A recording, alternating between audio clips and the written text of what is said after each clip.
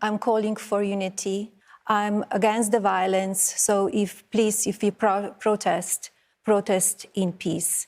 And we need to unify in this time. That is the First Lady, Melania Trump, calling for peaceful protesting in Minneapolis as demonstrators continue to take to the streets following fatal shootings by federal agents there. Her plea for peace comes a day after President Trump said he had a very good call with the Minnesota Governor Tim Walz and agreed to pull some federal immigration officers from the state as that outrage grows. The effect of all of this may be to have revealed a deeply unattractive, dark and deadly side of America. The writer Giles Coren has revealed he cancelled his family holiday to the United States as they can't guarantee it's safe, saying the US is no longer a place for decent people.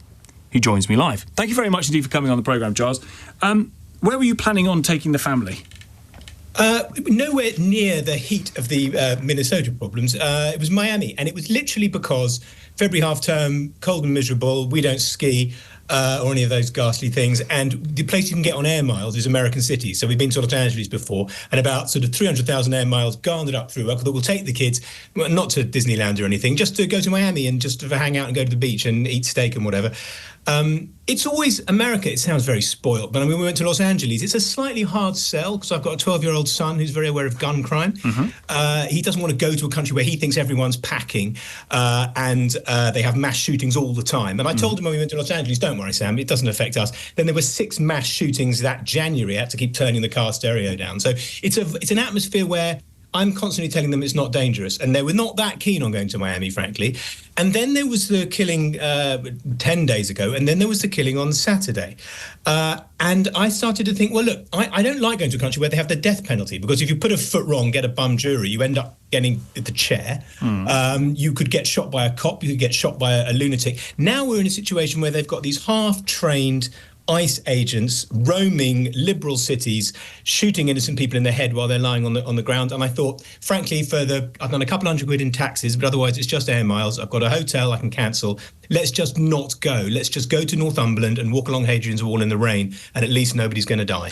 So this is, your cancellation is as a result of America getting more dangerous, at least certainly to your son's mind.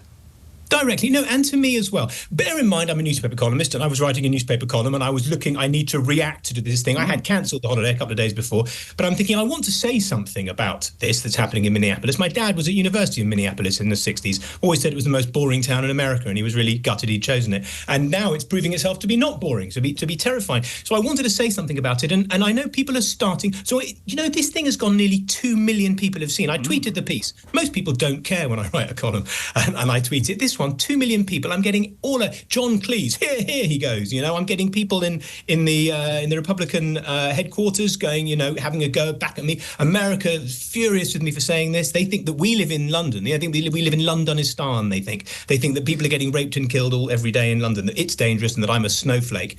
It's an issue, and a lot of Americans have been replying to this thing on X of my piece, saying, "Good on you. We want foreigners to boycott. We want the world to show that they're with us." So America's clearly divided, like 50-50 on this. They think that it's a good stance, and 50-50 think I'm an idiot. I don't know whether it is the language deployed by a columnist to say that the United States is no longer a place for decent people. Do you believe that? I don't mean that the people there are not decent. I mean decent people could go there and get shot. So I'm saying that it's not safe. I don't want to. I've always liked America. I've always defended it. Back in the days of sort of George W. Bush, when my liberal North London bien-pensant friends were all, I'm not going to America. They're all terrible right-wingers and the war on terror. I went, no, they're all good people. They're nice people. When you're in the country, I'm sure you know, it's still fun and exciting and vibrant. It's amazing. It's amazing and different, and one would want to go. And I'd always defend it. I just felt that now, this is not me being a sort of libtard anti-Trumpite, although I obviously am, and I'm appalled by the Greenland stuff, but that changes one day to the next. This was about this thing, and bear in mind, since I wrote this column, Melania's come out and asking for peace. They're obviously listening. They obviously read the Times. It is looking sort of better in Minneapolis. I think, listen, in the end, what I have done with this stance, because mostly I'm getting people from America saying, we don't care, stay in England. Yes. But they clearly do, because 2 million people people have seen that this person in the Times is not going to come to America because of it. I'm gathering from it that people are boycotting the World Cup now, which would be an amazing result. I wonder how far this goes. Not just boycotting going, but the purchasing of American products? Buying of goods, Hershey's, I don't know. Cadillacs? I don't eat a lot of Hershey bars. American chocolate's disgusting. As a restaurant critic, I'm not much troubled by, whether or not I eat another big arch burger or not. No, I'm not a boycotter. No. I would buy something from Israel or Iran or wherever if it was the best made thing. With this was not disingenuous. This was truthful. America seems to me scary and dangerous. I don't really understand it anymore. I understand that these things are happening in blue states where Trump wants to foment disruption. And I was going to Florida, which is red, and probably it would be completely fine. And I might have got invited to Mar-a-Lago for a round of golf. Who knows until this? But I felt strongly enough, and I felt it was worth making the stand, making the point. Do you see it getting better in America to the point where your son feels yes, like he wants to go?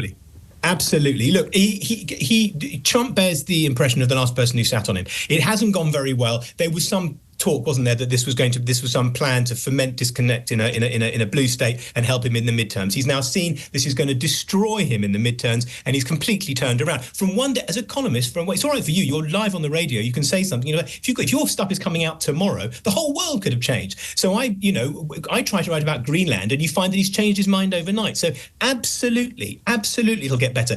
And I may get my tickets back to America if it changes. But this week, it looks terrible.